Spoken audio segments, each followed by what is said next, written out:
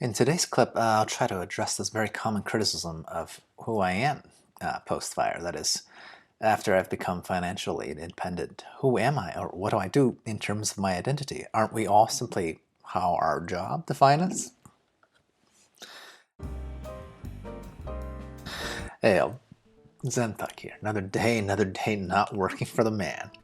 Oh yeah, back to catchphrase 101, because today's topic is near and dear to my ranty heart. So if you're here for one reason or another, please feel free to comment, like, subscribe, and share. That's right. I'm asking you before you've even heard anything, because that's just how confident I am these days. Okay, so one thing that keeps people from actually leaving their corporate gig is this question that I get if you get so much social prestige and status from working for mega corporation X, how then, can I tell people that I'm leaving, right? Now, I can relate to this, right? Because there's some level of prestige and status that comes with working for an employer that everybody's heard of. Like, who would I be if I didn't work there anymore? I mean, I call that the definition of a first world problem, okay? Obviously, in a way I can relate. Just check out my 10-year plaque decor right there. Yeah, most admired companies, more than a decade in the running, okay? And yet for me, the answer to this question is always a big fat, who cares, so what? So let me break down all the ways my identity has nothing to do with my employer. Okay? First of all, point number one, only in the USA and a few other highly overworked countries like I think Japan, do people mainly associate their life with their job, okay? So if you're at a party and people ask you, or you ask other people, hey, what do you do? In this fine country of ours, most people will say, oh, I'm a dentist or an accountant or whatever their actual profession is. That's cool if you really identify with your job, okay? I worked in advertising in an operational capacity.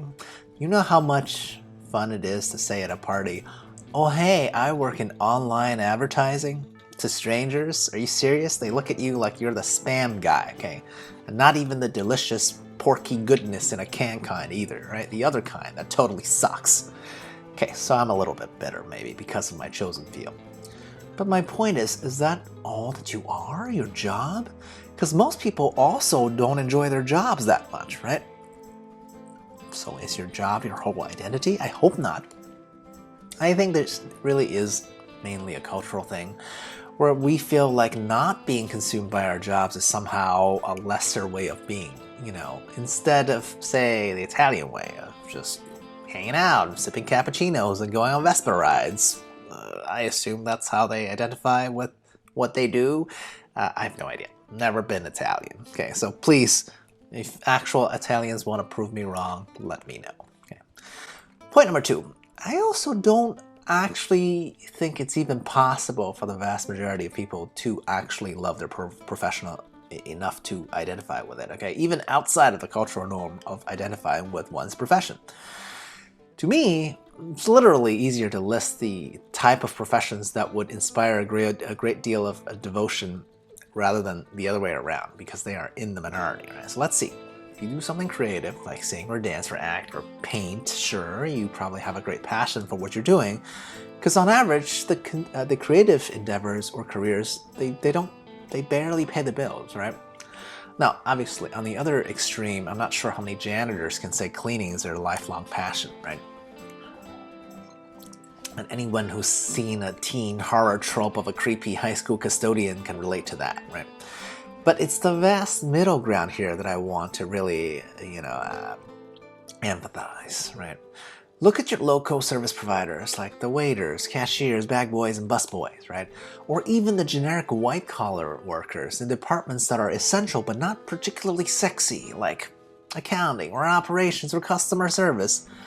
These are vast amount of middle-of-the-road jobs that keep our society going, and yet no kid ever dreams of being when they're a kid.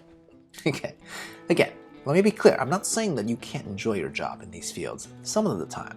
I know that I did, okay? But if you think one can have a lifelong passion for operational efficiency at a small scale, I would love to see some empirical evidence, okay? Instead, I think most people simply tolerate their jobs. I'd say the vast majority, probably like 80% or so. So if it wasn't for that social norm of answering the question of what do you do with your job, then what do you actually do that you actually enjoy doing, okay? The question isn't what must you do, but what do you presumably enjoy doing? Because I honestly do not think on average that we enjoy our jobs, okay? Again, if you disagree, let me know. Point number 3. Now I'm going to actually directly address what I call that first world problem, right? Like the answer of someone, that works for an employer with a great recognition like I had, right? To be honest, I think my parents were more proud of the company that I worked for than I ever felt, towards the company. I think this is because I really love capitalism, and at every employer I've ever had, they always told me explicitly it's at-will employment. It just means that they can let you go for any reason. Well, any reason that's not, discriminatory, that are covered under the, federal laws. So companies say that because they need to be able to cut their workforce due to unforeseen circumstances, such as, coronavirus, pandemic, that kind of thing, recession. And to me, this is a sign of capitalism at its core, right? I don't have a problem with this because I've never been let go, okay? I've chosen personally to leave companies because, in my career, it's simply the easiest way to get a real raise, okay? So in that sense, my wholehearted embrace of capitalism has taught me not to rely on any single employer, right?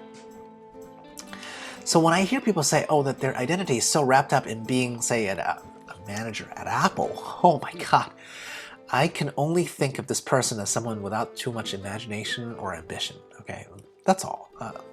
Again, nothing wrong with that.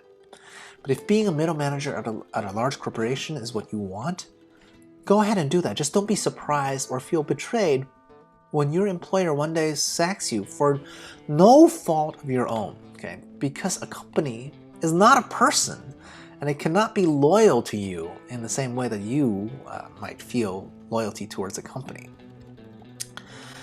Yeah, so who am I now that I'm not an employee at a large tech company that everybody has heard of and admires?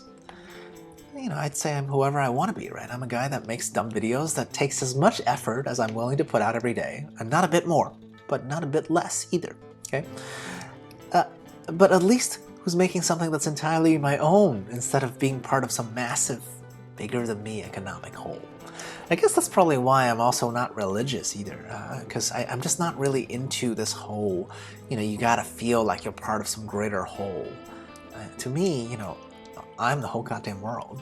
Okay, that's not actually how I would answer the question of, so what do you do?